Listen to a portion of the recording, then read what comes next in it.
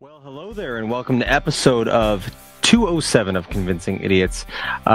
This week, we are going to be discussing things that we've watched, things that we've done. We are also going to be discussing a massive loss in the pop culture community. A legend has passed away. We're going to talk about that. We're also going to be discussing some bands that we love, and recently, a notable band has replaced a lead singer. We're going to talk about some ways that that has worked out and ways that it has not in the past. And for our main segment, we are going to discuss our Mount Rushmores of favorite voice actors in homage to the great late James Earl Jones. So, stick around. Without further ado, let's start the show. Enjoy your whatever that is. All right. Test. Call it again. Convincing Idiots. Convincing Idiots. Called it ham gravy.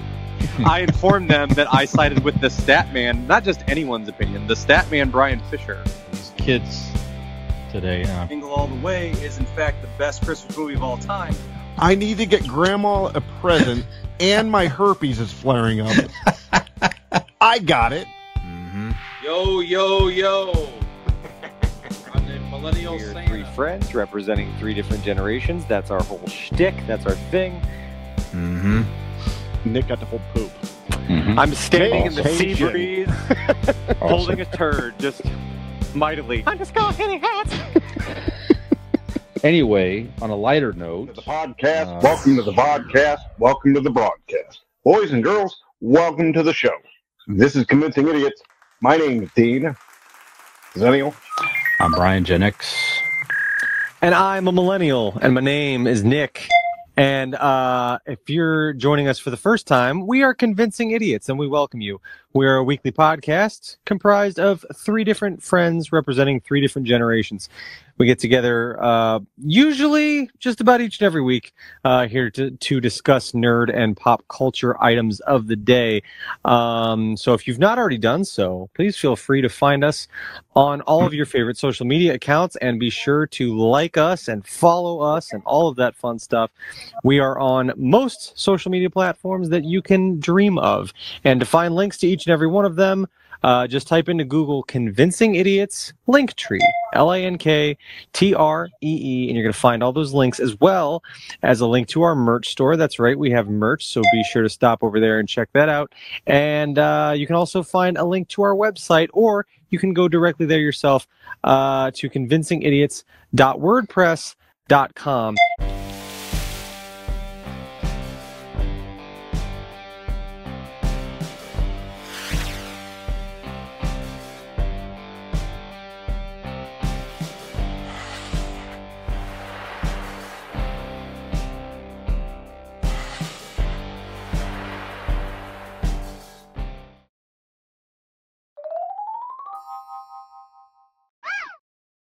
And guys, if I may speak on behalf of all of us briefly here, audience members, listeners, we have missed you. We've been taking a few weeks off here as we're kind of getting some different things together and all that stuff, and different changes in our lives and trips and fun things like that. So it's been a little bit of a break. We're happy to be back. We've missed you. Probably not quite as much as you've missed us, but we have missed you. And we are happy to be back. So the Podlander himself, Gen X Brian, is joining us, if you're watching on YouTube, from a brand new environment. Brian, tell us a little bit about that. What's going on there? Yes, well, first of all, we're happy to be back, like you said, Nick. So there's been a lot of people clamoring for podcasts of dads talking about things that happened a month ago. That was a comment we received a little while back on our YouTube. Sure, that makes sense. So we're happy to bring this back to you. Yes, so I've talked about it on prior episodes. If you've listened a little bit, if not, if you don't know what the hell's going on or care, but recently moved. So You've gone from your mom's basement to your girlfriend's basement. Yes, but you know what? That's actually Isn't it the funny? That is the trajectory of man. If you know what I'm saying. Yeah. You start out in your parents' bedroom. Maybe you're lucky you get the attic or the basement or something like that. Then maybe you get your own place. Maybe with friends, you get your own place for a while. And then if you move in with a partner, you're happy to have your basement again or something like that. So it really is a cycle of man. Same deal here. Yep. But I'm very happy to have the basement. Allie lets me have the basement here. It's a nice finished basement area. This is where I work here behind me. But we moved up to Monroe Falls, Ohio, beautiful small town just outside Cuyahoga Falls, and Stowe, Ohio. As a matter of fact, I'm wearing a Monroe Falls Stowe High School Bulldogs hat, which was the first thing delivered to the house. Just love it up here. Suburbs, a whole bit, just a different feel of the area of Akron that we were in, which was fine. It was great for many years, but we were ready for a change. So happy to be here. Very stressful time moving, but we're here. We're settling in, and glad to be back with you guys. Fantastic. Brian's very confused. He doesn't know how to react when he has to go get the mail and doesn't have to put a bulletproof vest on. Yeah. He's very confused. It wasn't quite that, but it was still. The main thing I hear here at night is literally crickets. Yeah, crickets. We heard coyotes the other night. That was kind of cool off in the distance, but I hear that during this podcast. Yeah, exactly. Crickets. Yeah, was a very joke. You hear that as well, but yep. So, how are you, Dean? What's been new with you, sir? You had a big vacation recently. I did. Went on holiday to Savannah, Georgia. Mm-hmm. Got to do some ghost tours, toured some cemeteries. Did a little bit of bar hopping. Got a new tattoo. Got a vacation tattoo. See on YouTube there? This guy nice. there. I don't have the angle of my arm there. What is the significance of your tattoo? What did you get? Well, because Savannah is like the third most haunted town in the U.S. Really? Mm-hmm. It's a little ghost, and he's holding a beer because that's what the trip was consisting of. So combine the two. Yeah, they said that they're because so many people died in so many different time periods of this town where they would just start burying them where they dropped. They said that that's actually what they did average, where Brian used to live too. That's right. That's right. Yep. More. That's right. Yep. But they said that you are no more than 25 feet away from a body under your feet at all times. So pleasant. That's actually how Brian described it in his 20s as well. Yep. Yeah. Yep. That's about right. Always stepping over somebody. Yeah. It was. Yeah. Always having a body under him. Good time. Nobody said the rise to the top was going to be easy, right? Nope. Now he needs Viagra to do it. Plus, Dean got the ghost tattoo because he's been ghosted 94% of all his relationships. If I'm not mistaken. That's right. Yeah. Mm-hmm. Well, it's you got to be consistent. That's what I say. Mm-hmm. Yeah. So, do you want to mention the story about when you got your tattoo? Yeah. So I walk in there, and I just wish this story was in better sound quality. Mm-hmm. I feel like it's going to be a good one. I just wish it was better sound quality. Mm-hmm. Do we want to mention it? I got a new phone. I get the new the new iPhone, and I forgot to get the connector to my headphones. So I'm using these stupid earbuds. So I sound like shit. Deal with it. Now on to the story. I walked in the tattoo shop, and this girl that was going to give me my tattoo.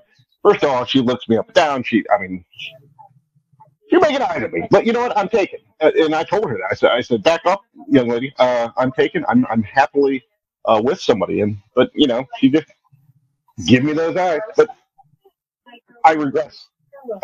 So I actually started talking to. So there was no significance to that. Okay, cool, good. Just you want to hear the story or not? Jesus, I do. I'm trying.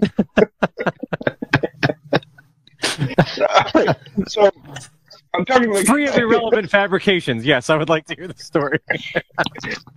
welcome to the fucking podcast. So I'm talking to the guy behind the counter, and we started bullshitting about how I heard about the place and stuff, and ultimately ended up telling him that my buddy had told us, and he had gone there for he was there and he got a tattoo on St. Patrick's Day of a COVID germ, and he goes, "Oh no shit!" He goes, "Yeah, that was the last guy I tattooed," and he proceeded to tell me that he had done NPR and multiple interviews about that tattoo. And he brought out his book, showed the picture. Yeah, he's done. Yep, that's the tattoo. There it is. And the one thing that he said is everybody, or all the tattoo artists, were always curious if the guy ever made it through COVID. So he saw this old man get a tattoo, and the one thing he just couldn't get out of his head is, did that frail old man ever make it through COVID? I was happy to tell him that yes, he did, and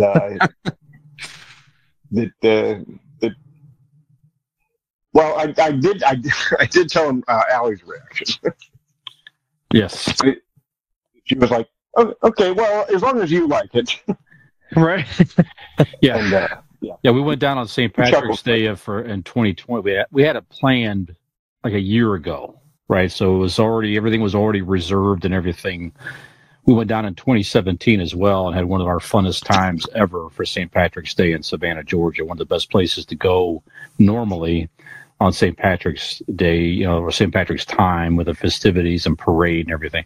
So we planned again in 2020. And of course, the pandemic hit, and they were canceling everything, and then we had to make a decision: we still going to go or what? And that was at the time when you didn't really know what was going on with COVID. It was still you could touch things. That was about the way you would get it. You would touch a handrail and touch your face. You didn't really know what was going on just yet there. So, well, March 11th was the big shutdown of like pro sports leagues and stuff like that. So, right. I mean, it would have been the very next week would have been St. Patrick's Day. Yep. So we went down there, and I'm like, I was just kidding around. And originally, we should get a COVID germ tattoo. Ha ha ha. And they were like, yeah. A couple of friends were like, we should do that. I went down to the tattoo place, talked with a guy who turned out to be the owner, the same guy that Dean talked to. Told him the idea. He's like, you know what? Let's do it. I made an appointment. Went there. It was actually on the 16th of March that year, and the guy tattooed me. It was his idea to do the black shamrock around it and all that stuff for like gloom and doom and everything. I'm like, yeah, it's it's a symbol of chaos and something you'll never forget. I'm like, before I do this, I better call Allie. I said, what do you think about this before I do this? She's like, well, like you said, Dean, it's your body. What if someone catches COVID and dies for it? I'm like, fuck them. Fortunately, that never happened, and I did catch COVID, but it was. Would that be the equivalent if people, like Christians, wear crosses on their neck, and Jesus died on the cross? Well, that's true. So you're just symbolizing in the people whoever died. Those two things are the same. There you go. Yeah. So if you go to Anonymous Tattoos in Savannah, Georgia, and talk about the idiot who got a COVID tattoo, and I'm in the book there and everything, you will see this very tattoo on my arm. And there you go. Allie's like, nice. Allie's like, what's your next tattoo going to be? Like a syphilis germ?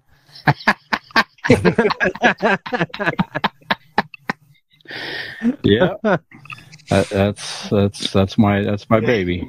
He pulled the book out and he had the picture of your arm there. There you go. Yep.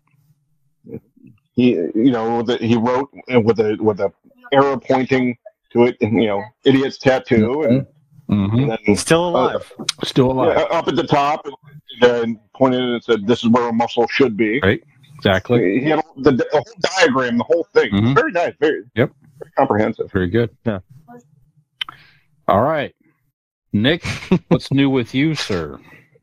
Oh, just kicking around, doing the usual stuff. I got the last couple weeks. Got to go to Oktoberfest. Yeah, Oktoberfest missed that this at the year. German club we go every year. That was a lot of fun as always. Yeah. And then I attempted to go play hockey afterwards after a few pitchers of beer. Oh, geez. And it actually went okay. It went okay. My other buddy that I play hockey with that met us at the club, my buddy Phil, he did not make it to the game. He went home to lie down for a little bit, and it was just a no-show. Like completely slept through an alarm, and that was it for him. But we had a really nice time.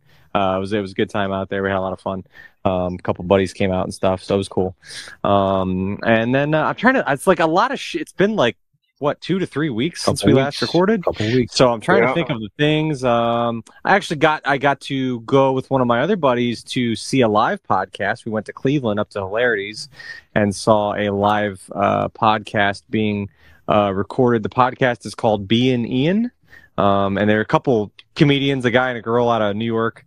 And they were very funny. I'd never heard them before. My one friend is a big fan of theirs and asked me if I wanted to go. And I'm like, yeah, it'll be a fun night out, but they were great. It was kind of funny. It reminded me of like, it would be our podcast without any type of outline, like no structure whatsoever. Okay. They literally just got up on stage and started shooting the shit. And it was like that for like an hour and a half. They just fucking went, but it was a lot of fun. Like I said, they were both comedians and stuff, so it was a lot of fun.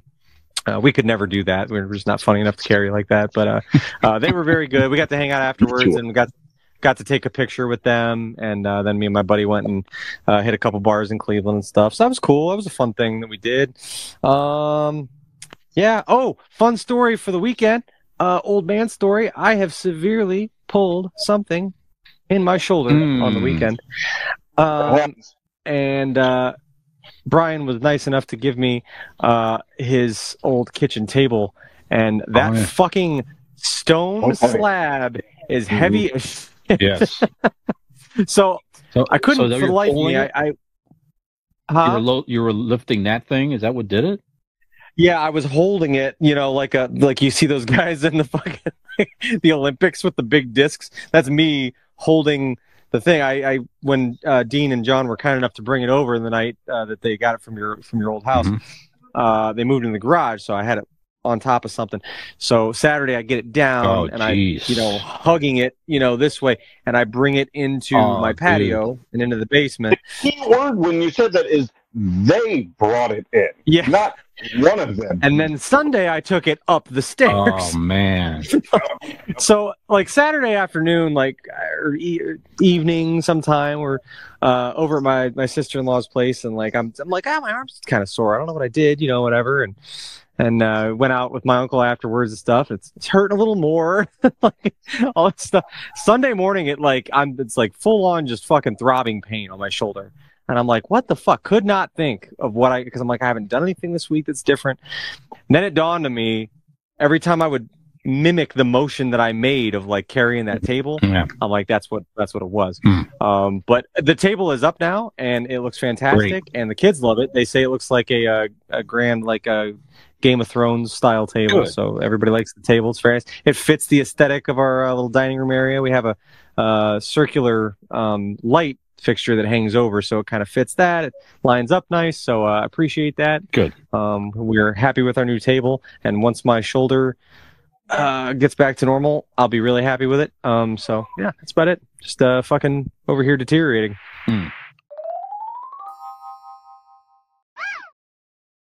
Sure. Well, it's been a couple of weeks as well. You guys watched anything you want to recommend or talk about in Idiot Reviews? Nick, let me stay with you. Yeah.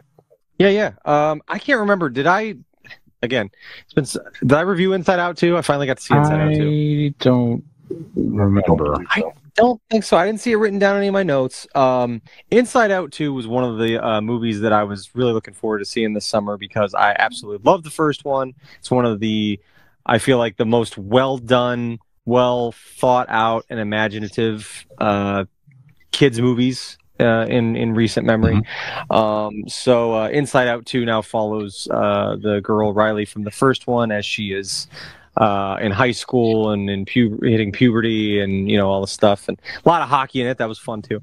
But really great. Like honestly, I got similar vibes from the movie that I did from seeing like the new Spider-Verse movie, Across the Spider-Verse, because it was like it in the sense that the first Inside Out I loved. I mean, I've seen it a million times. We watch it often. Absolutely loved it, and it's so many children in the theater. It's such a masterpiece, and I'm like, you're excited that there's a second one of this movie you've loved for so many years now, but in the back of your mind, you're like, you got to kind of temper expectations because you're really setting it up on a high pedestal, and it's going to be hard to live up to. Mm-hmm. But it was every bit as good as the first one. I think I might have even liked it better than the first one, which is really saying something. So it was the same as like the Spider-Verse movies. They just kind of like seem to like top themselves with the next installment, which, as we've done podcast episodes on before, some of like some of our best sequels and stuff like that. Historically, sequels to hit movies, not usually so good, but I was very, very pleasantly surprised with Inside Out 2. That's all I could really think of. I've been really busy watching a lot of like hockey, like training camp stuff that's getting started now. And other than that, just falling asleep to documentaries and series about people being abducted and raped and dismembered and things like that, because that's what my psychotic wife likes to watch while we go to sleep, like all white women do for some reason. But no, like no shit. Like the other night we were, I don't even know this is this dude in like the UK, and he like had this from like the like early 70s up to like the 90s, like every so many, like he would abduct these women, and his wife was involved in it too, and they did horrible things to them. And usually I kind of I have a capability of like zoning out, like I just kind of like turn it off in my mind. I can block it out or just go in my own head and think about whatever. But like I fell asleep with this on the other night, and I had this weird fucking like dream where like I was trapped inside my own body and couldn't make enough noise to wake up. And I was trying to like terrible. Yeah. Like almost like scream or make enough noise to like wake myself up, and then I woke up like, what the fuck was that? I had to like get the remote and change the channel. It was fucking weird. I've had that before. I didn't like it. I actually have a lot. They feel like you feel like you're awake, but you're paralyzed and you can't move. It's really frightening. Yes. Yeah. And it was almost like it was. What's that? Well, I was saying when I do it, I feel that like I wake up, or not wake up, but like I kind of wake up inside my head, right? Thinking that I'm yelling or making enough like grunting or grumbling sounds to get Megan's attention, so she wakes me up. Yeah, that's what it was. I feel like I was. There was the one time I did ask her. She goes, "No, you didn't make a sound."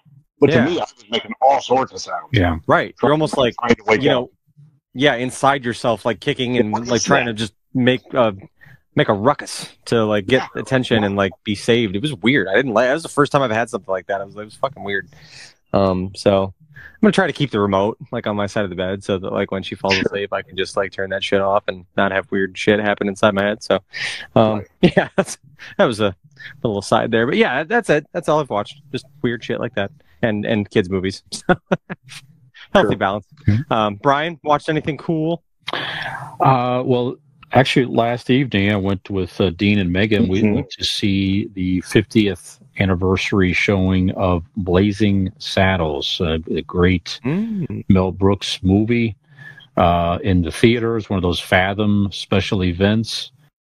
I never saw it on the big screen. That was a movie, and not surprisingly, there's a lot of people there around my age. So that was a movie that came out, well, certainly 50 years ago in 74, but when we had cable as kids, that movie was on all the time. And I don't remember when I came across this or watching it, and it was as shocking and funny then, and it's still that way now. So if you've never seen it, definitely I recommend it. It's one of the funniest movies, in my opinion, still ever made. Cleavon Little and Gene Wilder, just phenomenal. And just it was a comedy powerhouse.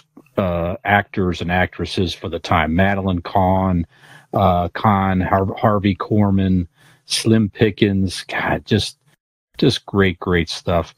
Again, it's shocking. It's all meant to make fun of racism and bigotry and everything else. And they use the N-word a lot on purpose to make you, just to kind of give you a jolt, if you will. And it kind of becomes, it's meant to make you uncomfortable and to show you how stupid and dumb people who use that word and think that way really are. So really, it holds up in many ways. So great movie. And I started to watch first couple episodes of The Old Man, Jeff Bridges and John Lithgow.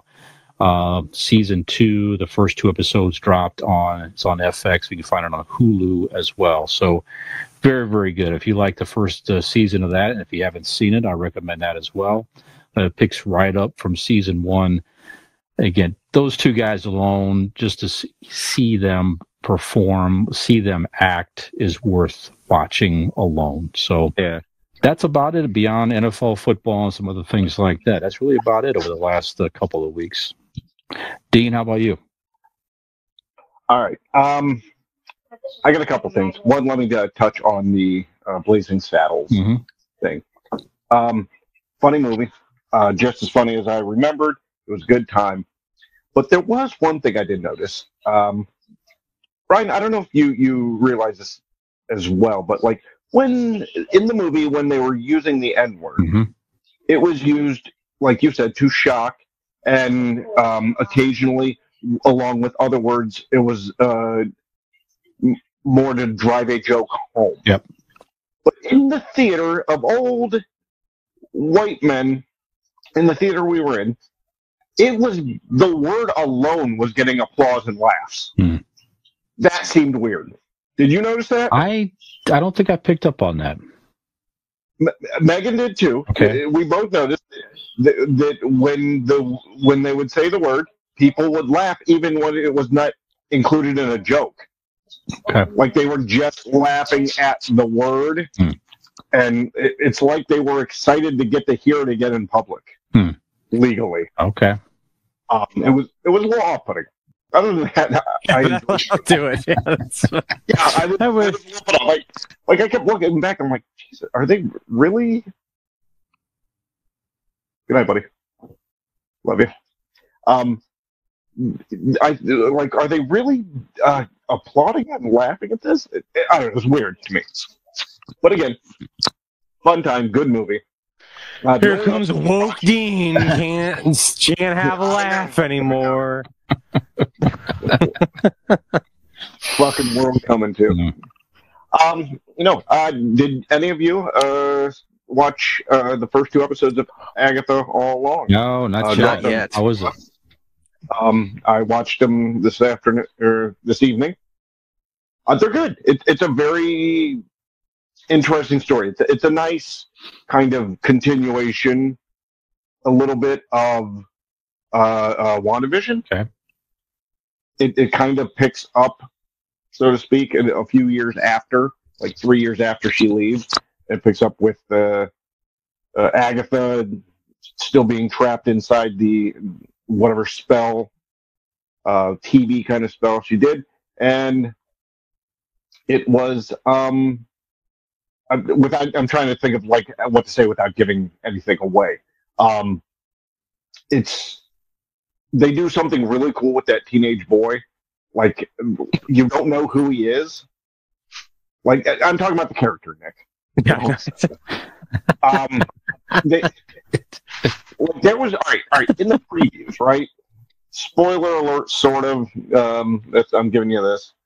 But in the previews, the kid says his name, and they put something over his mouth and bleep it out.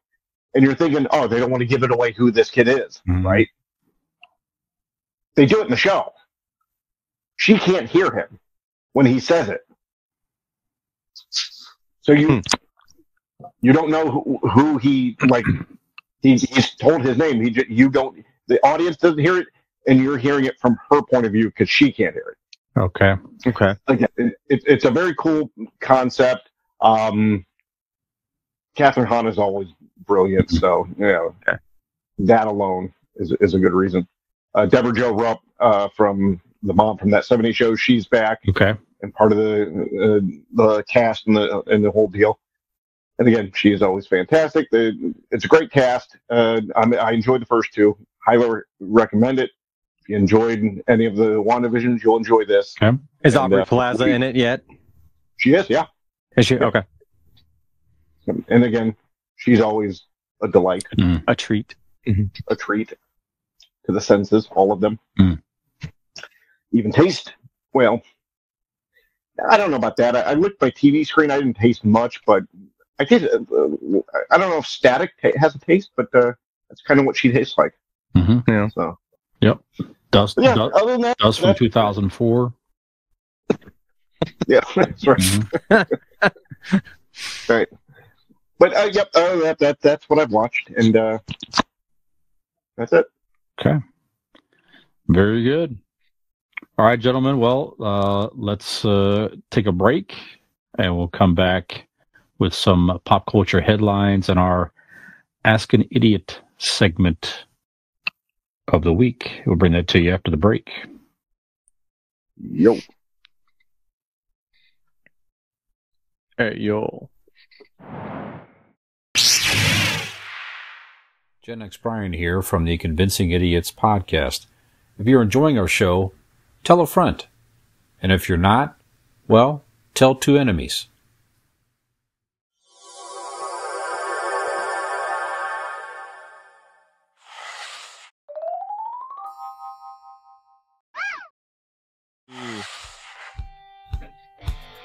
All right, welcome back to Bad Tattoos in Savannah podcast, ladies and gentlemen. Dickhead? Mine's nice. Well, I'm just talking about mine as well. Segment 2. Segment 2. Have you seen the new Beetlejuice movie yet, gentlemen? Yes, Beetlejuice. Okay, so that's something else you did see. So how is it? Thanks for bringing that up in the reviews. That's what it's been like a couple for. weeks. I don't remember what the fuck I've seen. I don't. Time is man-made, all right, and I don't abide. All right? It's a construct. It is loosely. No, all right. Then my review of Beetlejuice. It was fantastic. If you enjoyed the first one, you'll enjoy the second one. It is the way I described it is the first one was more of like a stage play. This one is more of a movie, like a theatrical movie, if that makes sense. Yeah. There's different more sets than the first one. The story's a little more complex. The characters feel a little more real, a little more flushed out than the first one. Even the ones that are coming back.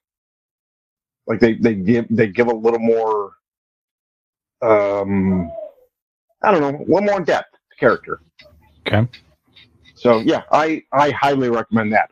All of us, we took both kids. Everybody enjoyed it. Can't recommend it enough. All right.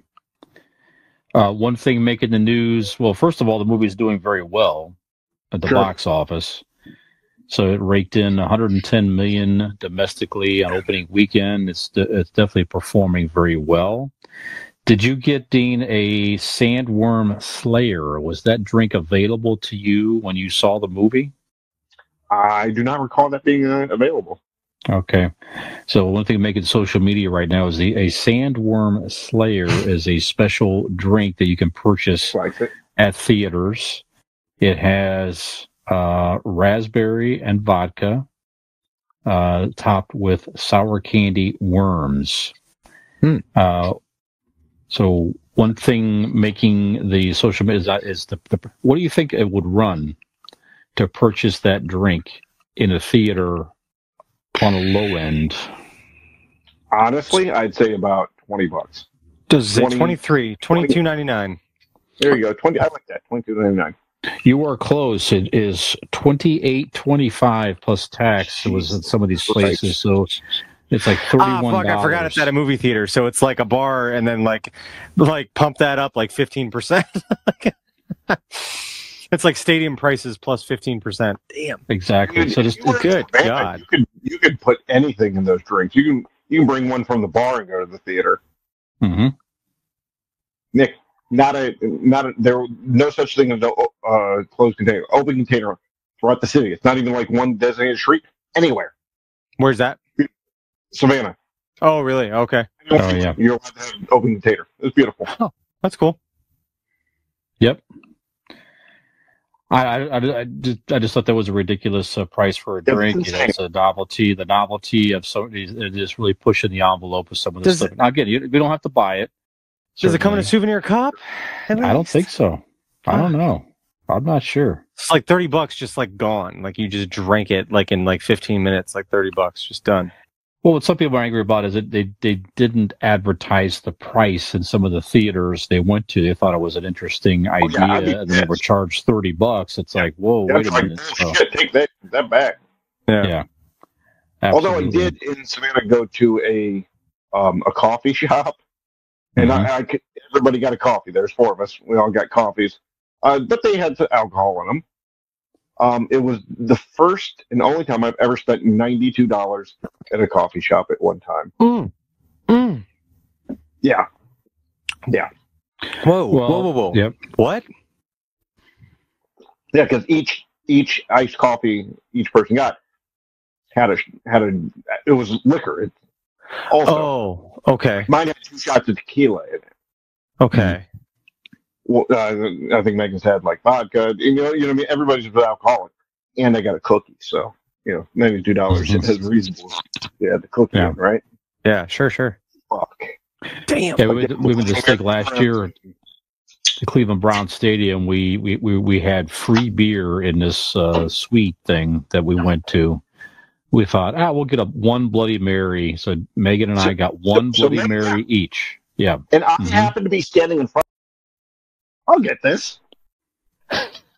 Fucking ring. I go to him, my card, he goes, what do you say? Like $55 or some shit like that? It was at least $50 for 2 Bloody Marys. Unbelievable. Oh, yeah. As long as I held the card as he was trying to pull it.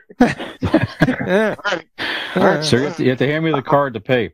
Yeah. But even the Browns game, we went to the home opener last year, and it was like even buying a beer is like, I mean, it's regular fucking stadium price. Like it's still not that bad. I mean, it's bad as in like what you could buy it for at a bar or something like that. But like it's not that bad. You know what I mean? Like it's still.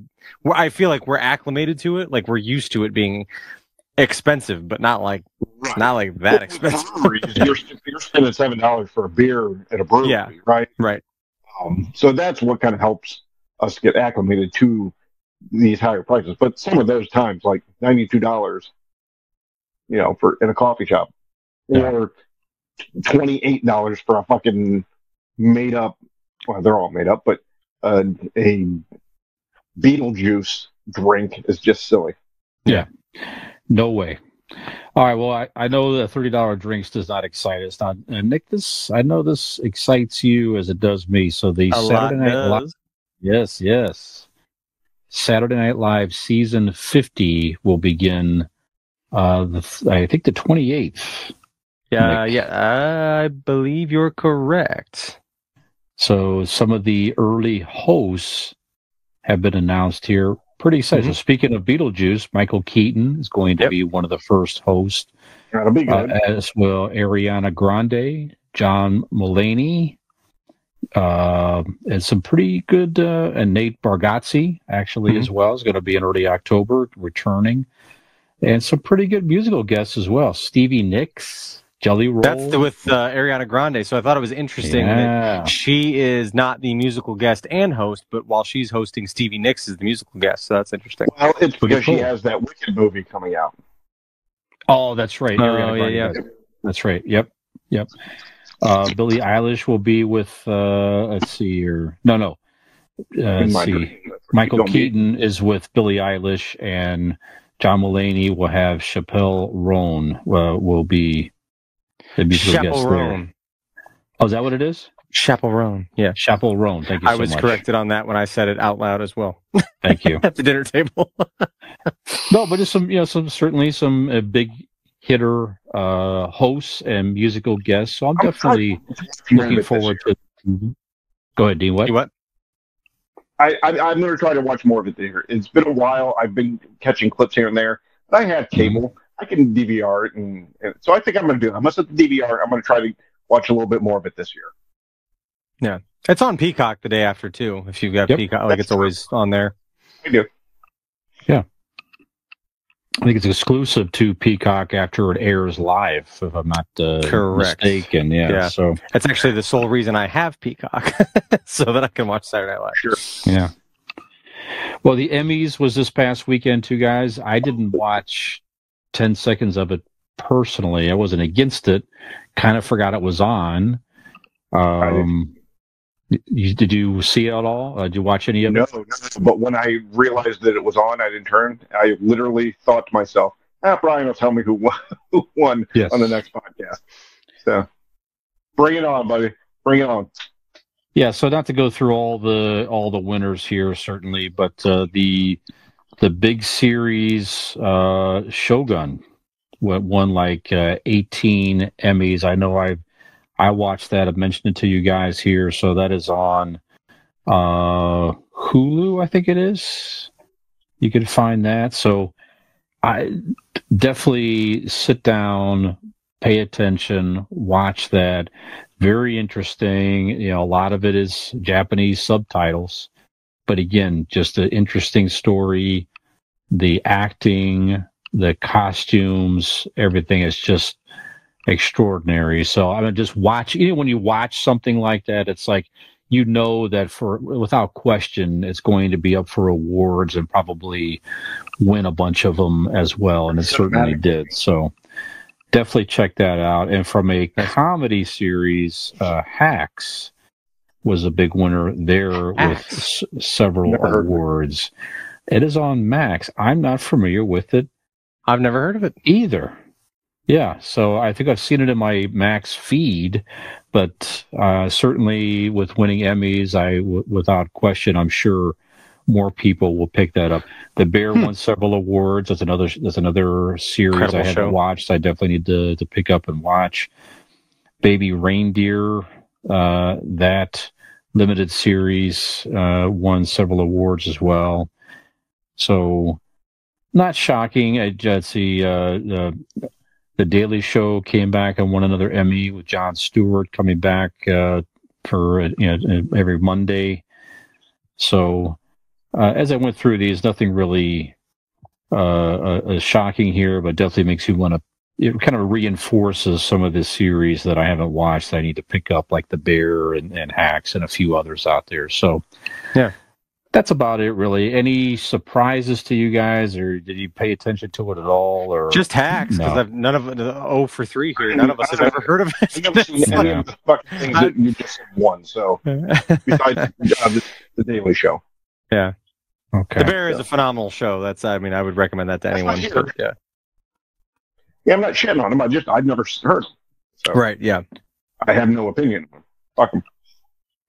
Yeah, is it hard? I mean, I don't know. I mean, is it harder? I mean, is it harder for you guys these days with all the streaming services and everything to try to keep up with? There's so much, so many choices out there anymore. Is it harder for you to try to pay attention to understand, like this is a good series to pay attention to? I mean, do you find there's stuff out there that you just don't get to because you just not aware of it because there's so much out there?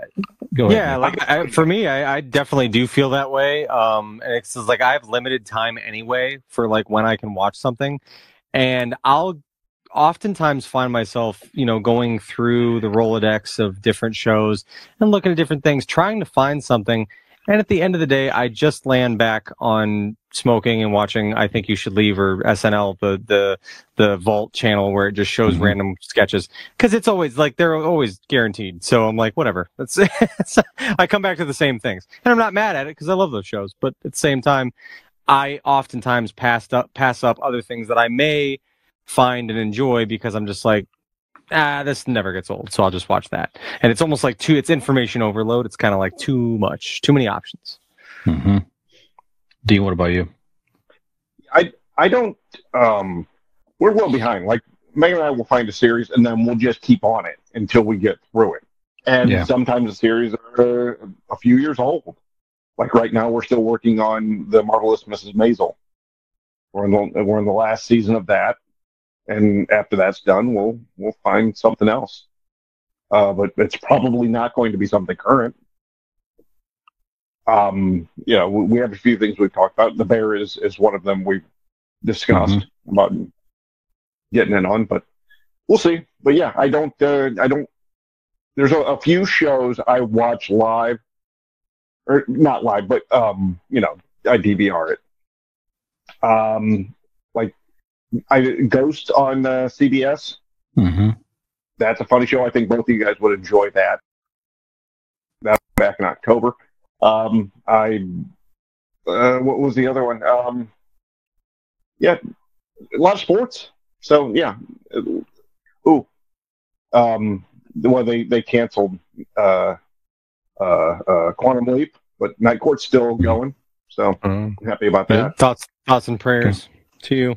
Thank you. Sorry, hear about Quantum Leap. That's rough for you. It's been rough, but yeah. Thank you. Abbott Elementary is another one on network TV that wins all kinds of awards. That show is funny. That show is very good. I saw it maybe once. I'm like, I got to go back and pick that up too. That is very good. Robin watches it. It's pretty good. Yeah.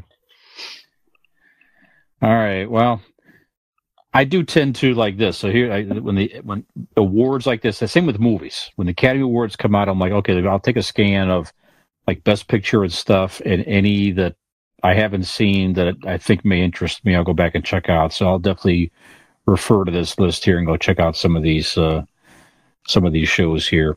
Well, guys, we had a pretty significant death in the world of pop culture since we have been away. The great James Earl Jones passed away, aged 93. Certainly known for his acting, also his voice acting. One of the better voice actors, certainly, really ever, and really got a lot of fame doing the voice, as we know, of Darth Vader. That's where Nick and I are wearing Darth Vader shirts this evening to honor him. Let me tell you about my underpants. Yes, you did. Yes, you did. I think it was off camera, though. It was off. Yeah. You missed the comedy gold, ladies and gentlemen. That's a Patreon. Yeah, too late. You'll never get it now. The joke actually knocked out his headset. Believe it or not. Right. Yeah. So, thoughts on the great James Earl Jones, Nick? When we start with you. Yeah, I mean, dude, like, so it's one thing. I was thinking about this earlier. I mean, obviously, in my mind, he has, like you said, with voice acting alone, two of the more prominent voices in pop culture, being Mufasa from The Lion King and Darth Vader. Yep. And you could argue, I mean, Darth Vader, both with the look of the character and the voice, the commanding, the power of his voice and everything. I don't think I'm being biased in being a Star Wars fan and saying that's probably, you could argue, it's the single biggest character in pop culture. Sure. Whether you're a Star Wars fan or not, everyone understands and knows who that is. And his voice had a lot to do with that. And the thing is, and I know obviously he's been in a lot of movies and he's a great actor as well, but I feel like what really shows off his talents in a lot of ways was, it would be one thing to be gifted with that voice, right? I mean, that's just how he sounded, and that's part of it. But it's not like if it was just the voice and you couldn't deliver things, or you weren't a good enough actor, or couldn't power these lines through with just your voice and the way you deliver them, they wouldn't stand on its own. Just the fact that he has a deep, commanding, noticeable voice. But he was an incredible actor and was just, I mean, he transcended those characters. He made them what they are, what we all know, and like how identifiable those characters are and how prominent those characters are not only because of the sound, but the delivery of his voice. And he was very talented. Definitely a big loss and in the pop culture world and the acting world. But yes, obviously, no secret, if anyone's been listening for a while, Star Wars comes up pretty frequently on the show. We're all pretty big fans, but yeah, his mark that he's left on so many of the films that we know and love and have grown up with and things like that, they'll be there forever. Conan the Barbarian, he was in that as well. Incredible. Yes. Just a fantastic actor.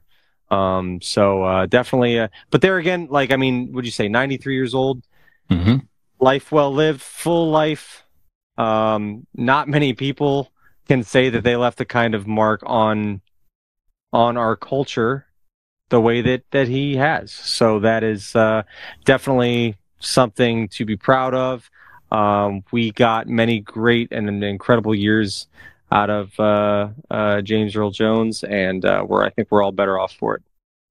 Absolutely. Dean? Okay. What can I say that Nick didn't just say? Jesus, that was good, man. Thank you. Iconic voice, iconic acting. For me personally, he is in two of my all-time favorite movies: Star Wars, any one of them, and Field of Dreams. Mm-hmm. Field of Dreams is, I've mentioned it here before. It's always touched a special place in my heart. The story, the acting, and a huge part of that is James Earl Jones. He was, not a lot of people bring this up, but one of the things that I always find because of James Earl Jones is his laugh. Mm-hmm. Whatever he's doing, it is such a warm and listen to that fucking laugh and not it's just from the smile. belly. Yeah, it's yeah, and just to not smile and be warm and fuzzy inside when you hear it. It's fucking amazing. He was, like Nick said, he was a pop culture icon to so many different generations. He's one of those that, how do you know James Earl Jones? Sure. And each person will give you their favorite thing or what they grew up on, because he was in so many different things that all of us grew up on for the last 50 years, 60, Sure. however many years. We all grew up on James Earl Jones in a different point in our lives, in a different point of his career. He has stood the test of time, as in all of his movies stand the test of time, but he himself, if you ever heard any of his interviews, what a brilliant, thoughtful, just genuine dude. Just what you want in your icons, right? A lot of these icons behind the scenes are probably not the greatest people. And again, I didn't have a coffee with the guy, but everything I've seen of him, everything I've heard from him, of other people in different interviews, is that he was that heartfelt, genuine human being. And so Nick waxed poetically on his career and what he meant. I will mention of what he meant to people probably all throughout his life and outside of his films, and the philanthropy that he did, and just touching on his life, touched on everybody else's life, not just through his work. Just knowing that voice, the look, he was all, it was, he is an icon. We throw that word around a lot when we talk about these people who pass. But James Earl Jones, look at the body of work. Look at the man himself. He is damn near the definition of icon. Yeah. And like Nick said, I'll steal it from him. We're lucky to have had him. 93 years. We should also be so lucky. Personally, I don't want to get to 93. That seems exhausting. But for people who do... Unless you do it like James Earl Jones. You can do it like James Earl Jones. If I can do it that way, let's do it. But come on, let's face it. My 93 ain't going to be the same as his 93. His 93 is you're right now. Yeah. Exactly. Old, hurt, Yeah. broken down. Yeah, as a kid, just incredibly versatile actor. So, like you say, everybody remembers him in some type of iconic roles. Three of my favorite movies growing up as a kid to a teenager. Of course, Star Wars, the whole series. Coming to America, he played the King, Eddie Murphy's dad, and Conan the Barbarian, which he was just an incredible villain. Yeah, in that movie, one of the greatest movie villains. I know I have him on my list of greatest villains. So we did those episodes previously, but you kind of forget that that's him, if you will, in that role. He's so good as the bad guy. So, yeah, incredible stories rehashed. There's some interviews with him you can find out there on YouTube, etc. But he retells a story where he had such a terrible stutter as a young boy. He barely spoke from the age 6 to 14. Jeez. And there was a English teacher he credits to help him get through that, who encouraged him to read some of his own poetry that he wrote. He got up and read that, and he found that he could do that and express himself that way. And that was the start of him working through that stutter. And obviously, he was able to go on to be a prominent actor and voice actor. So that's pretty cool. He went back and remembered that and gave his prior teacher some credit to help him get through a tough time. So very cool. So certainly, and then he has, before he passed on, he signed over his voice rights for Darth Vader. Yep, because he wants the character to live on past him. Yes, so he recorded a bunch of stuff as well. I'm sure they'll use AI also and stuff. So if and when you hear Darth Vader in movies and video games, etc., it will continue to be James Earl Jones. Yep, as it should be. As it should be. Yep. There's no way that anybody would even begin to try to replicate that. It just would, it just would be. You think the Star Wars nerds are mad about the Acolyte? Right. Yeah, they will probably storm the Disney headquarters and burn it down if you tried to recast Darth Vader. You know what? As ridiculous as they could be sometimes, I would be right there with them. That would be ridiculous. Exactly. I would be on board with that one. It's too far for me. I found my line. No, if you want to find something really cool that he did, Google whatever you want to do to search it out. But The Big Bang Theory, he played himself in an episode. Yes, that's right. Yeah, where Sheldon went and interrupted his meal, and they got to be friends. And then they went and got drunk and went to Carrie Fisher's house, and she was starring it too. It's a really cool episode. It shows that that he had a great sense of humor, didn't take himself seriously because he was playing a version of himself, right? So search out that's a good episode. Yeah. Yes. Very good. Linkin Park. So Linkin Park, they lost their original singer, frontman Chester Bennington. Unfortunately, passed away by suicide a while back, and they're bringing back so they have a new lead singer, Emily Armstrong. So she was best known as a lead singer of the hard rock band Dead Sarah. So Linkin Park is coming back with her and another new member of the band, and they're going to go on tour and create some new music. Now, some people are lukewarm about this. Some people say they're not honoring the original singer.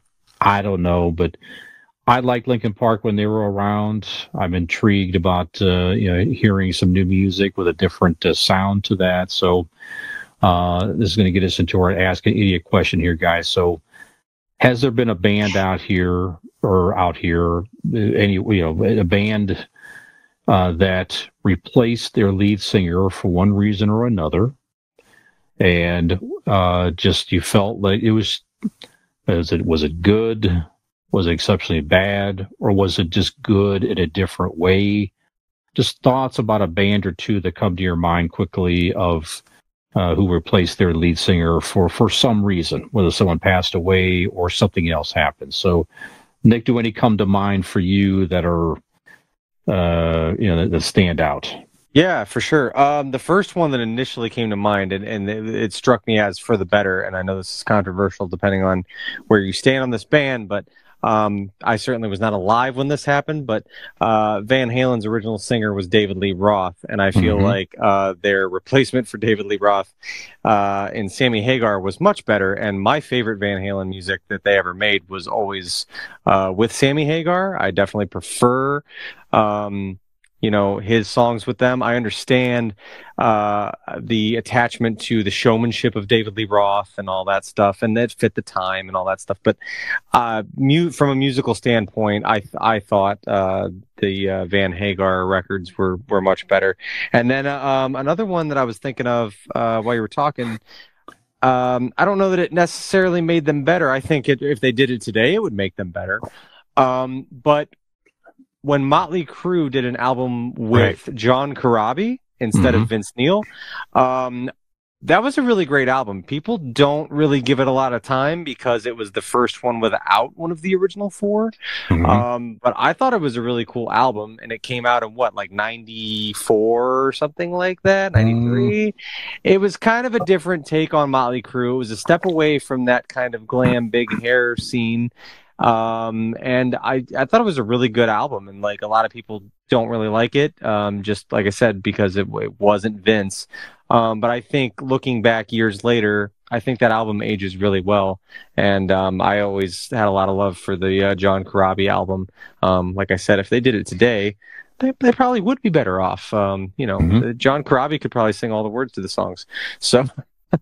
But those are the two that I came up with. So, Dean, got any? Yeah, first one that comes off in my mind, and you said yours is controversial. Mine might be slightly more controversial. I'm going AC/DC. Oh yeah, sure. Oh yeah, absolutely. Yeah. And again, I'm not saying that it got better, but it didn't get worse. Like it kept that vibe and that feel. And maybe this is controversial, but is there another band that got any more the same while changing singers? I mean, that didn't change the style of the music. They're very similar in sound. Right in the same path, the same heart, the same soul of it. AC/DC to me was one that it's worthy of mentioning. Not like I said, like you, it didn't get better. Didn't get worse. They just it was seamless, right? Which honestly it shouldn't have been. It had no right to being able to do that, but they did, and they continue today. Yeah, Brian Johnson, AC/DC is the big chunk of. They've obviously had more time with him than Bon Scott, but certainly a lot of their bigger hits and stuff like that had. I should say a lot, but I think it does. It boils down to more time, I guess, with him. But right. Yeah, that's who I have. That was one right off the bat that stuck out to me was AC/DC. Yeah. That's good. Yeah, so the first album they made with Brian Johnson, Back in Black, was one of the highest selling albums of all time, and it was based on Bon Scott's life, basically. Yeah. So, another one sort of not as big as that one, but. Black Sabbath is when it comes to mind here. Black Sabbath had several singers over time. Exactly right. So certainly Ozzy Osbourne was a founding member of Black Sabbath. They kicked him out of the band. They brought Ronnie James Dio, who, of course, went on to have prominence as a solo artist in the 80s as a metal singer. Again, just different. Both good, just different vocal styles, different vibe, different feel. And Black Sabbath made an interesting album with the then lead singer of Deep Purple, Ian Gillan. They made an album. It was Born Again. If you just listen to this, you would think it's a very good hard rock album. I don't know that you would pick up on the fact that it was Black Sabbath unless you knew that's who you were listening to. So if you like Black Sabbath, you like hard rock, go check that album out with Ian Gillan singing with them for that album. It's very, very interesting. A lot of the Black Sabbath fans may not like it as much, but I dig that. I dig that album. It's just different. I feel the same way about Van Halen, Nick, because it's just different. It's not. Sure.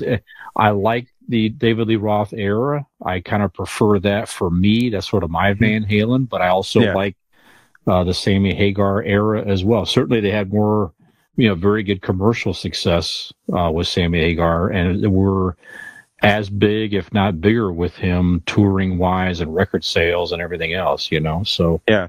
And also, I found this out only I would say less than 10 years ago. Am I correct? Bruce Dickinson was not the original singer of Iron Maiden. Paul Diano, I think it was. Yeah, but yes, I mean, could you not argue that the second incarnation of Iron Maiden is the Iron Maiden that we all know and love today? So that is, I would say, unequivocally the best one. Absolutely. The first Iron Maiden album, just cool, sounds a little bit different. Yeah. But you're right. Bruce Dickinson took it to another level lyrically, certainly. Yeah. Very good. Good shit. All right, guys. Well, we'll see how Linkin Park does with their new singers. And if you have any thoughts on that question, we would love to hear from you out there. Or we'll take our last break here, guys, and come back in part to honor the great James Earl Jones. We're going to talk about in our main topic some of our favorite voice actors and actresses of all time. And we'll bring that to you after the break.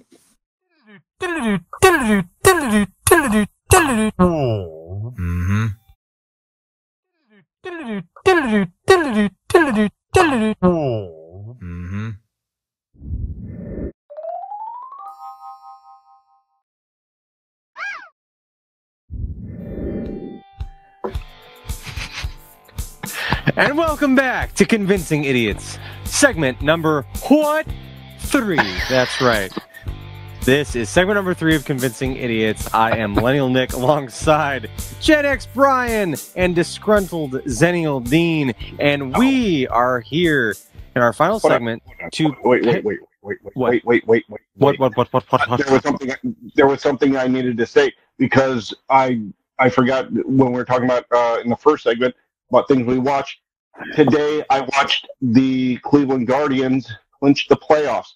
Hence why I'm wearing the hat here. Oh, look at that! Look at that! Yeah. Nice. There you go.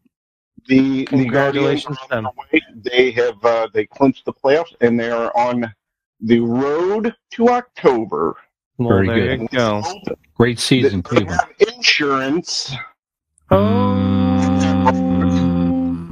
And they call Blake Insurance. Because from down the hall, apparently, they call them. They call him. The hall, I'll speak louder, because Blake Insurance is an Erie insurance agency located right here in Barberton, Ohio. They provide auto, home, renters, and business insurance with honesty, decency, and affordability.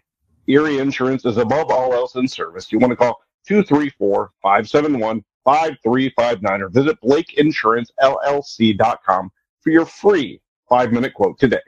And when you do, tell him that the idiots sent you.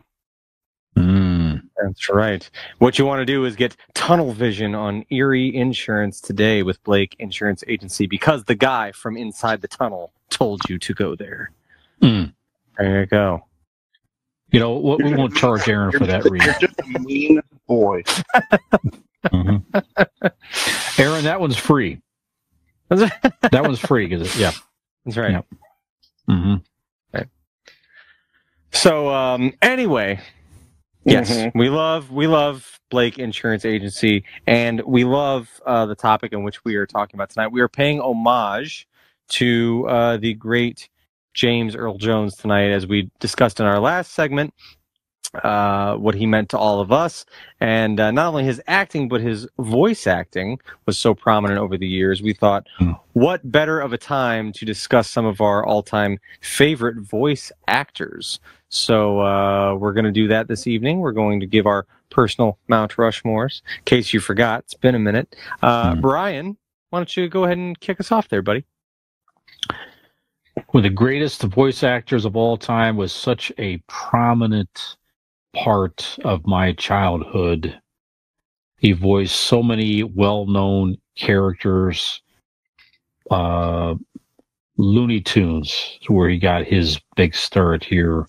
Bugs Bunny, Foghorn Leghorn, Yosemite Sam, Porky. No, was he Porky Pig? I got to think about that. Yes, he was. Yes, he was. Barney Rubble on the Flintstones. So many iconic characters voiced by the great Mel Blanc. Just fabulous. Mm-hmm. Man, just I don't know of any. I can't. There probably is, but had the multitude of iconic animated characters that one single person voiced. He's still. He may have the record, at least favorites in my opinion. Anyway, I don't know. Sure. So just a tremendous talent. His son went on actually and voiced some of the Looney Tunes characters in his time. But he was just fantastic. Yeah. Nice. Good choice. Yeah. Dean, why don't you go up next? Well, I think, well, you can't top that because, like, if you're doing a Mount Rushmore, if there was a Mount Rushmore of just one statue of, I think it would be Mel Blanc, right? Yeah. Yeah. But I'm gonna try and go with Frank Welker. Frank Welker did Fred Jones of Scooby-Doo. He did Scooby-Doo himself. Yeah. He did Dr. Claw. He did Garfield. He did Ray Stantz from the Real Ghostbusters cartoon. And that's just a very small list. If there is a second place in voice character, the amount of voice characters that somebody does, I think Frank Welker might be in that number 2 spot. Very good. Nice. All right, boys. Well, I'm sorry. Were you? No, guys. Okay. I'm just here in my tunnel. No, you do your thing. No, if you have more to say your thing. No, you're fine. Go ahead. Okay. Well, I was just going to say, you guys are swinging for the fences. You guys came out swinging. I, as well, am going to swing for the fences here. This gentleman is probably, and I think actually this is kind of a nice microcosm of when we grew up, the guys that we're picking first as our big heavy hitters. This gentleman is I would say a 80s, 90s version of both of your guys's and somewhere in a mix between. He is the voice of Monterey Jack from the Rescue Rangers. He also voiced Darkwing Duck, Dr. Robotnik in the Sonic animated series, the Tasmanian Devil, Ed from the Lion King. What else we got? Kaa from the Jungle Book, Razul from Aladdin, both Pooh and Tigger, Pete from the Goofy movies. Jim Cummings. Jim Cummings has been at this for dude. His IMDb is the longest I should say, like, I mean, he's one of the longest ones I've ever seen. As I'm going through, and it's actually bringing back to me like little animated TV series here and there that I forgot existed, like little flash in the pan shows and things. The Mighty Ducks cartoon, he did that. He did Skeleton Warriors for 90s kids out there. He did all. I mean, like as I'm going through IMDb, it's insane. It started with going, who's that guy that did Winnie the Pooh and Kaa? I know he did other stuff. Holy shit, dude. Like this dude has voiced my entire animated childhood. It's crazy. So Jim Cummings, I think would I think Mel is probably the definitive one as far as like different, but like I feel like Jim could challenge Fred for second. Like it's up there. Like his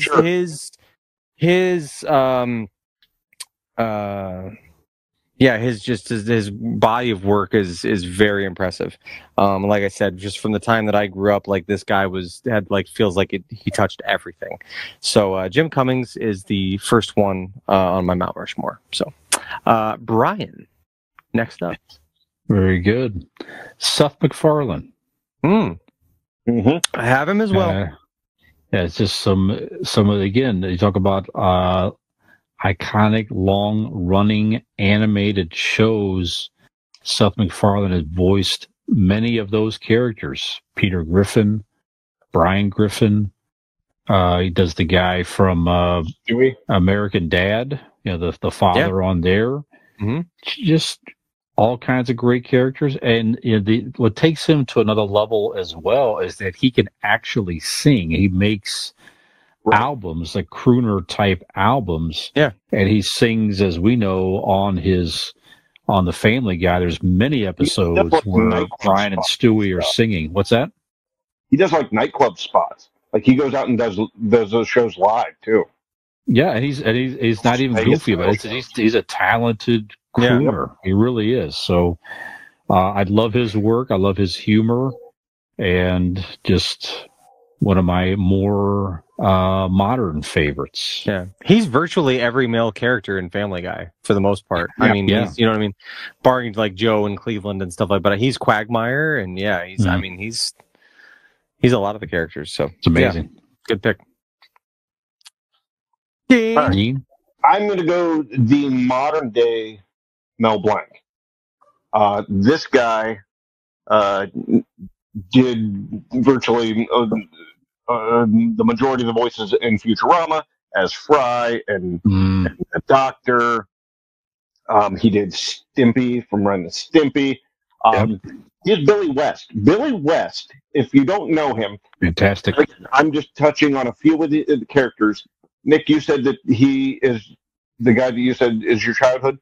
Mm-hmm. If you looked up Billy West, you would go, "Oh, he's the other part of my childhood." Yeah, there's a lot of people. Yeah. Not only did all of these iconic characters through cartoons, but any voiceover cartoon thing that you saw in commercials, that's Billy West, and all of that. He was also not just a regular, like he was on the Howard Stern show for many, many years. He was in a chair with those. So if you remember the Howard Stern show, he was on that.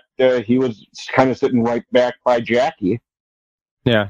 Doing all those voices and stuff. But yeah, Billy West is just the voice of the 90s. If you look him up, look at all his stuff, he is that modern day Mel Blanc. Yeah. Nice. It's incredible. And I also, since I have the floor here for a second, if you guys do yourself a favor, there is a documentary called "I Know That Voice." That's the name of the documentary, and it kind of goes along in the day to day of all of these voice actors we're talking about, and it kind of does a little history lesson also, but it goes and shows what they do and it interviews all of them. It's a really cool documentary. It's called "I Know That Voice." And Billy West is on it. Mark Hamill is on it. Seth Green. It's a very cool documentary. Yeah. Very good. All right. For my next submission, I am going to, we talked really about James Earl Jones, and like not only was he a great voice actor, but a great actor as well. So this guy also dabbles in both. Not only is he a great actor, great voice actor as well. Not only does he liken to him in that way, but he was also a co-worker of James Earl Jones, and Dean just mentioned him, Mark Hamill. Mark Hamill, it feels like every time you fucking turn around, a voice you didn't realize is Mark Hamill is Mark Hamill. Right. Most notably, I feel like voice-wise, he was the Joker in the Batman animated series, and did an incredible job with that.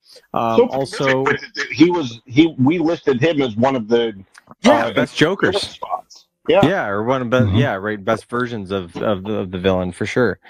It's like there's so many times I find myself like discovering that he's in something that I'm already watching and enjoying. Like, we love the movie The Dark Crystal from the late 80s, and Netflix had a prequel series, and Mark Hamill is the voice of the scientist Skeksis, and he does that. And right now, Oliver and I are into this show called Regular Show, which is a Cartoon Network Adult Swim show. One of the main characters on the show is Mark Hamill. Like his voice is one of the four main characters on the show. And it's just fantastic because it's perfect for his age right now, because it's an Adult Swim show and it's quirky and funny and like ridiculous, but it's not so adult to where, it's not okay for him to watch. And like Mark Hamill's just like I said, he's another one, doesn't take himself too seriously. He has a lot of fun with his place in pop culture and Hmm. his voice acting. And testament to his voice acting is, like I said, a lot of these shows that I've discovered that he's a part of, he does so well at throwing his voice in different ways. You have no idea. He doesn't sound like himself whatsoever. Yeah. And Mark Hamill is a very, very talented voice actor. I mean, he'll If you forever look and up always. What's Nick, that? look up the IMDb. In the sequel Star Wars trilogy that you guys don't care for that much, Mm-hmm. he did the voice for a few of the different aliens throughout the Okay. show. Yeah. So he was like he ultimately played two different characters in one movie. Yeah. Luke Skywalker and one or two of the aliens throughout the show. But he'll always and forever be first and foremost Luke Skywalker. But it's I mean he does so much voice acting and is so fantastic at it. So I certainly had to put Mark Hamill on my list. Brian. That's a good one. I have a tie. You can't say one without the other. Trey Parker and Matt Stone, South Park. Mm-hmm. Yep. That's another comedy duo. Those guys, just not only is South Park just a very, I think it's still a hilarious show. I haven't watched the new episodes lately. I've caught a few newer ones. I need to go get myself caught up there. But that's a show that instantly I enjoyed from episode 1 that I caught. And again, those guys, like you say, not unlike Seth MacFarlane, they voice so many characters on that show. Not only the kids, but the adults and the teacher. Just all kinds of fabulous voice work from those two guys there. So, got to be on my list. Trey Parker, Matt Stone. Yeah, good pick. Is it me? Yep, it is. All right. Well, let's go to The Simpsons, right? Sure. There's a few of the people that could definitely be on this list, but none more deserving than Hank Azaria. Yeah. Hank Azaria, who does Chief Wiggum, to Apu. He does so many of the, what's that? Mo. Yep, Mo, right? He's done so many of all of those iconics, plus other voiceover work, but like his work in The Simpsons is, I mean, it's been on 30, 40 years, right? Yeah. And he's still with it and still iconic. And if you've seen him in his actual acting, physical acting roles, he's fucking hilarious. Mm-hmm. He's fantastic. But yeah, Hank Azaria from The Simpsons is my next pick. Love Hank Azaria. I still advocate to this day that Phoebe should have ended up with David at the end of Friends. Love Hank Azaria. I agree. All right, next up for me. Okay, so here we go. We've hit South Park. We've touched on The Simpsons now. We've done Family Guy. I have to say that Mike Judge of Beavis and Butthead and King of the Hill fame belongs up there as well. There is something very distinctly identifiable about his voice talents, and I would say, especially with Butthead, Beavis and Butthead both. I don't know if there's something that more embodies the phrase often imitated, never duplicated. Sure. Everyone thinks they can do Beavis and Butthead voices, but no one does them well. Like, no one does them well. I know many people. Everyone tries, especially in the 90s. Everyone loved. It was the thing to do Beavis and Butthead voices and to laugh and say the things they say.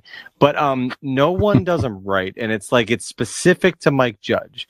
Like only he pulls it off well. And certainly, with Hank Hill and Mr. Anderson, the neighbor in Beavis and Butthead, I feel like was the origins of Hank Hill. But Mike Judge has a very distinct tone or body or whatever you want to call it to his voice.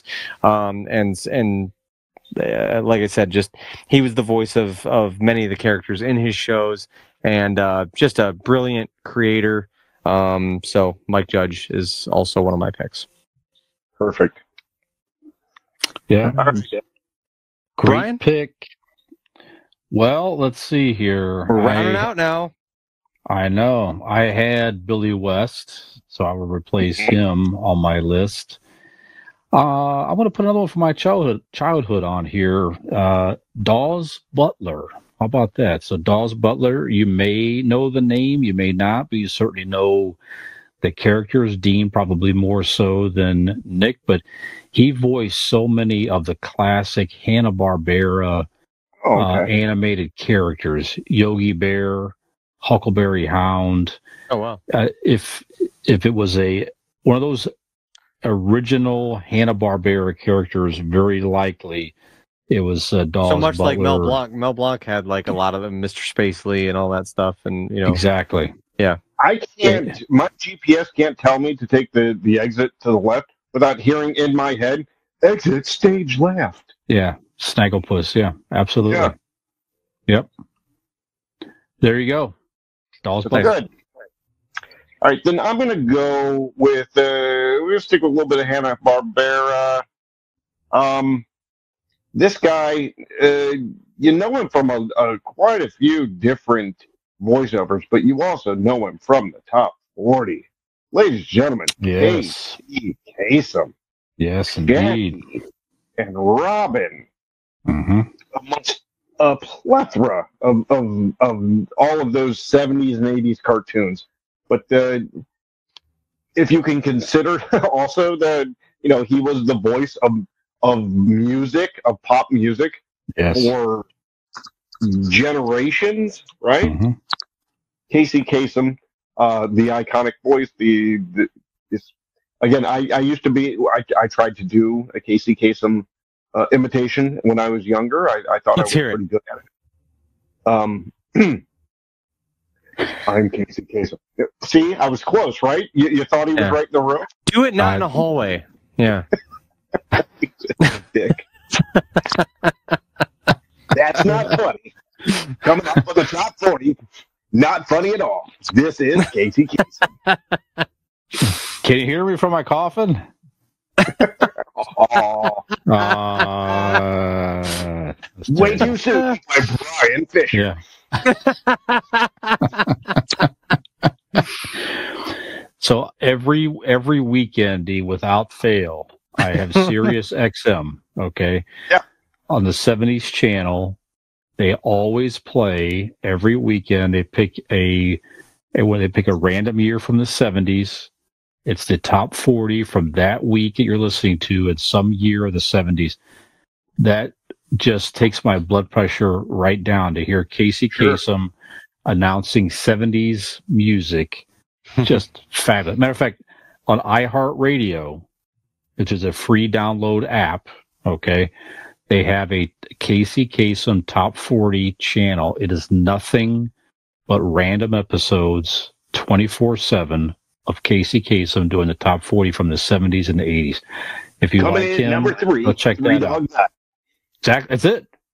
It's just like, yes, that's the weekend. When I hear Casey Kasem in the morning, that is my weekend starting. He was fantastic. Nice. I had this letter sent to me by a young girl in Minnesota. Yeah. If you want to get a good laugh, by the way, too, look up Casey Kasem. Goes off on the producer. Yes. Yeah, that's a really those string of stuff. That is. Does he sound like radio Casey Kasem, but like fucking losing his shit? Sounds like Yeah. Casey Kasem. Yeah, there's no. There's he sounds him. just That's him. authentic. And he was the audio is he does the girl from Minnesota, her dog died, and he stopped and he goes, "You want me to come in to an upbeat record after this girl's goddamn dog died? How in the hell am I supposed to come into all upbeat after you? Could you guys?" And then he's just going off. It is a meltdown. Yeah, because they put. I tell these guys all the time. I don't know how you can come into a. Yeah, it's so good. Yeah, it's funny. For the record, Dean, it was very good. Your Casey Kasem is quite good. Oh, thank you. It's been a while since I've even fucking attempted it. All right, Brian, please go ahead. Next on your top 5. All right. Well, I had. Wait. So, who was next? It's Nick. It's Nick. Typically, I go after Dean. I feel Yeah. it's Nick. It's Nick. Yeah. Yeah, so this is my last one because I've say with Casey Kasem's voice. all mine have been taken other than this last one. So this is going to be my last, and it's going to be Elizabeth Daily. Elizabeth Daily is a popular voice actress. She was notably Dottie in Pee-wee's Playhouse. Or Pee-wee's Big Adventure, Big Adventure rather. But she was, for the 90s kids, she was the voice of Tommy Pickles on the Rugrats and Buttercup in the Powerpuff Girls, and definitely a very distinct voice. She also was on an episode of Friends where she was like Phoebe's ex song partner, and then sold out and went commercial and stuff. But she's done a lot of different. There again, if you go through all her voice credits on IMDb, she's been in tons of stuff, but those are certainly her biggest triumphs. But definitely, I remember the day that I found out that Buttercup from Powerpuff Girls and Tommy Pickles from Rugrats were the same person, and it blew my mind. But yeah, that's definitely. And then once you hear it, it all makes sense. But she's a fantastic voice actress and has done work on many different projects that I've grown up with, so I had to put her on my list as well. That makes sense. So you guys each have one more? Yep. I do. Yeah. All right, Brian, let's go. Go ahead. I'm going to give you another one from my childhood, man. June Foray. If you don't know her name, you definitely know some of the characters that she voiced. Rocky, the Flying Squirrel from Bullwinkle and Rocky. She was the Wicked Witch on the Looney Tunes series, so that just a fantastic voice and laugh that she had with that witch character. She was the original Cindy Lou Who on the Grinch animated special. She was Natasha on the Bullwinkle as well, Boris and Natasha. She was one of the most prominent female voice actors of all time, but certainly in my childhood. So there you go. The great June Foray. Very Nice. good. Yes. All right, so I had to replace Mel Blanc. He was my number one, so I'm going to replace him. But before I do, would you guys like a Dean fact of the evening? No. All right, moving on. So my next person that I have, or my last person on my list here, You can give it if you'd like to. What is it? I'm curious. What is it? What's your it Dean has fact? something to do with what we're talking about. Okay. The actor who voiced Mickey Mouse and the actress who voiced Minnie Mouse met while doing the voices and got married. Oh, there you go. Nice. How about that? So, You think as he was dumping off in her mouth, he was like, "Oh, here it comes." Okay, you wonder if they did the voices. You think they would have done the voices while they were doing it? Oh, I hope so. Yeah. Hmm. God. Hey, good pitch. Boy, that'd be some audio. Yeah. Better than that P. Diddy audio that's going around. All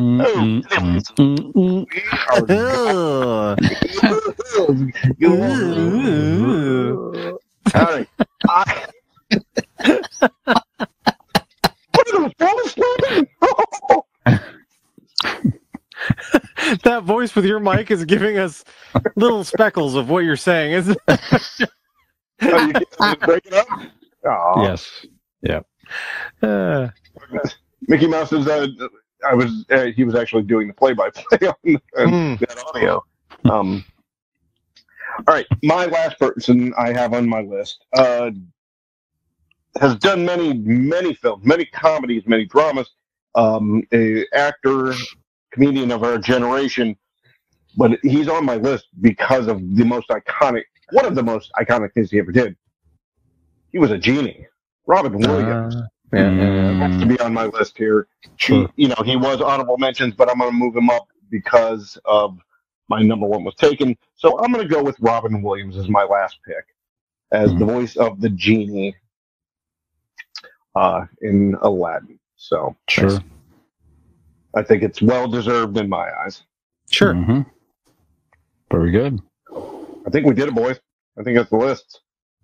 Any honorable mentions, quick? Nick, do you have any? You know what? I actually, when Dean said Robin Williams is the genie, it immediately drew me to Gilbert Godfrey as Iago. Sure. And Mhm. not even necessarily of like because I came to him as a voice actor, but certainly anything his voice was in. And I'm sure if you go through his IMDb, you would find that he voiced a lot of things, but immediately recognizable. You know what I mean? Like there's nobody that sounds like Gilbert Godfrey. What's that? He did a commercial for the longest time. What was that goddamn commercial? Affleck, yeah, and he got kicked off for telling a Gilbert Godfrey joke. I mean, you didn't Google him before you fucking hired him? Jesus. Yeah. He's filthy and hilarious. Yeah. But yeah, I mean, I'm sure I feel like I've heard his voice in many things over the years, but absolutely. Certainly, I mean, you know it's him the second you hear it. I'm molting. Right. I'm so ticked off that I'm molting. All right. Have you guys heard of D. Bradley Cooper? If you are familiar with any of the Star Wars animations, he does all of the clones amongst a whole bunch of other voices on those shows. But he is the majority of the clones, or he is all of the clones. Even when they do, they have the different personalities, he just changes it up. And yeah, he's a huge part of the Star Wars universe. D. Bradley Cooper. Nice. Or Baker, I'm sorry, Jesus. D. Bradley I was like, Baker. when you were like, have you heard of Bradley Cooper? I'm like, yeah, we have. Yeah. So I fucked, I'm sorry. D. Bradley like Silver Linings Playbook and stuff. Jesus, I said it again. Fuck me. Baker. D. The handsome Bradley guy. Baker. That's it. Yeah, we've heard of him. Right? Yeah. Actually, you could put him on an honorable mention just for doing Rocket. Yeah, sure. Absolutely There you go. could. Yeah. Like, Certainly. even after Vin Diesel for Groot. Yeah. right? Of course. No, what I'm saying is until Abbott Elementary, like everybody's, it's well known that he did the voice for Rocket. But then there was at the show after the Super Bowl, they did a special episode, and he was on it, and he did Rocket's voice in front of the children, and it blew my mind to see, because it doesn't sound anything like him, right? Yeah, I was surprised when I found that out that he was the voice of Rocket. It's crazy to see him do it. It's very cool. Brian, any honorable mentions? Yes, well, you can't do it. We have to have James Earl Jones as honorable mention for all the work you talked about before. Is free space, yeah. Yep. Yeah, I also had Mark Hamill, and I have the entire cast of The Simpsons. Everybody. Sure. Yep. I mean, it's all a tie in my mind. And I mentioned him before, prior episodes. Danny Dark, I'm going to put him on my list as well. Danny Dark was the Superman voice on the Super Friends. And again, to this day, animated Superman is Danny Dark. There's nobody else animated-wise. When I think of Superman, I hear his voice. Sure. There you go. That's it. Nice. All right. I'm going to throw one last one out here. We danced all around him. All of the projects we've mentioned here and there and the other, we've danced all around him. We have not touched him. Let's give Seth Green a couple flowers here. Oh, yeah, sure. Yeah. Yes. Yeah. Sure. Absolutely. From Family Guy to Robot Chicken. Yep. And Very probably good. so many other things. Let's give Seth Green some flowers. Yeah, Sure. For sure. Absolutely. Yep. All right. Yep. We are coming to the end of the tunnel. Oh, got me all worked up for nothing. I'm after my shoes. We may or may not have got all the reads in, but that's okay. What's that? Huh? Can somebody get this goddamn mouse out of the trap? And let's get on with top 40. I do like the Dean Casey Kasem. It's very good. Yeah. I want a full episode of Casey Kasem in the tunnel. That's right. I insist on that. My proper headphones back next week. Yep. So just keep that in mind, ladies and gentlemen, you'll have to you'll be able to hear every word coming up. You know, that was my dream as a child. Tune in anyways. What's that? Mm-hmm. To be That was- overridden by two people and that don't want to listen to you talk. Right? Well, actually, that's been happening my whole fucking life. From my parents. No, I wanted to be a voice actor. Like I thought of like what I wanted to do when I grew up. I wanted to be like a cartoon voice actor. That's what I wanted to do. Did you have a character that you wanted to voice in particular? No, it wasn't even like I want to play Bugs Bunny. It was like I understood how it all worked and how animation and everything. I wanted to voice like a new random character, as I get older. Wouldn't even be like I'm going to do it as a kid now. I wanted to grow up and be a voice actor. Out of broadcasting school, I had put some resumes out, and I did a reel. I don't even think I have it anymore, but I did a reel of voiceovers that I did and sent them out to some people. So. Cool. Pick a different dream. All right. Yeah, So, yeah, Brian, right. where should we jump? That's all going to fucking shit. Huh? They're like, yeah, All we'll right. hire you be Casey Kasem. There you There you go. There you go. The Casey Kasem story. See, Casey cartoon we can do. Mm-hmm. That'd be cool. That would be fun. Do like a Cartoon Network, like an Adult Swim, like the real life of Casey Kasem. It might be insensitive to the family or whatever, but like make it like a funny, like kind of dark, weird thing. You ain't popping the real life insensitivity that has happened since his death. Yeah, that was some weird. Yeah. Because that's hid his body from his children. Mm-hmm. Ew. Yeah, it was a whole mess. Yeah. Yeah, that was. I didn't even see all that ended, but that was ugly. Yeah. I'm really starting to stink here. Could somebody please put me in the ground? Very good. Well, I don't think it's going to get any better than that, Nick. Potentially not. Yeah. We've been trying for years, but it doesn't seem that it will. And that ship sailed. There you go. Yeah. Speaking of sailing, I think we're going to sail out of this episode, Nick. That's right. Sail potentially on an electric bike. I can't think of any other way better to sail than on an electric bike, because when I dream of ways to sail and through the streets, it's on an electric bike. And I often find myself wondering, where, Nicholas, where would I find an electric bike to sail upon these beautiful streets of perhaps newly moved into Monroe Falls? Well, in that case, I would look no further than our friends at RPM Bike Shop. They are located not too terribly far from Monroe Falls, really. And they are in Carrollton, Ohio. And all you have to do is search Facebook for RPM Bike Shop, or you can go to their website, which is rpmbikeshop.com. You can see on their website or on their Facebook page, whichever you prefer, the lovely electric bikes that they have to offer you. Or if you would like to hear a sultry description of them, you can call them at 330-808-7792 and talk to one of their most lovely associates today, and make your way through the streets of whatever beautiful suburb you choose to call home today on a brand new electric bike from RPM Bike Shop.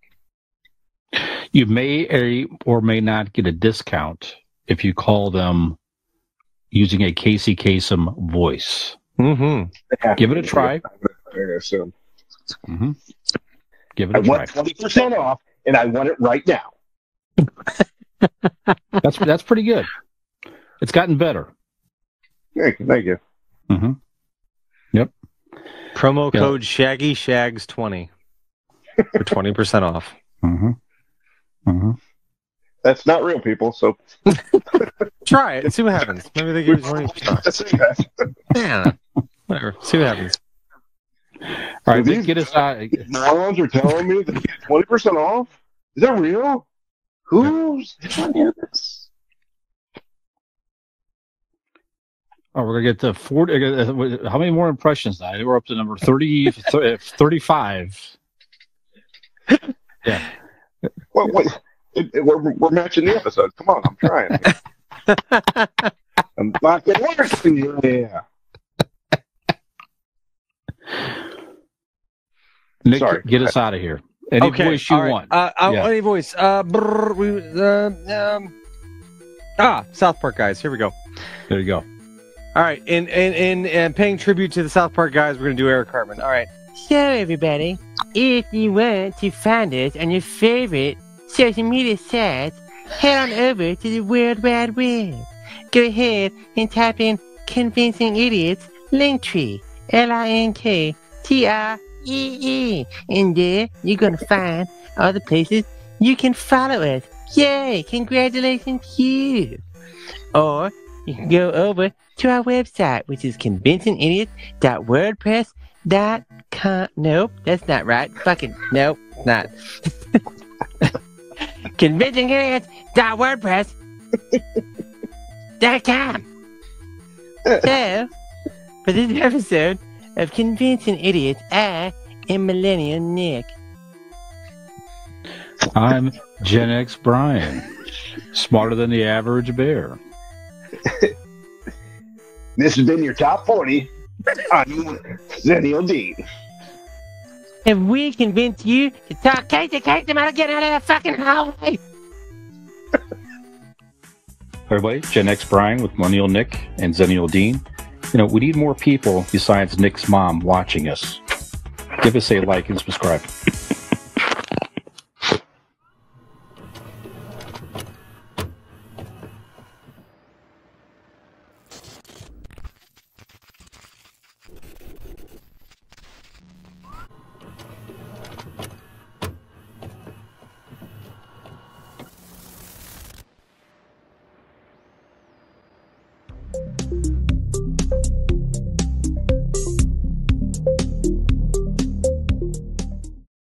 Ham grape.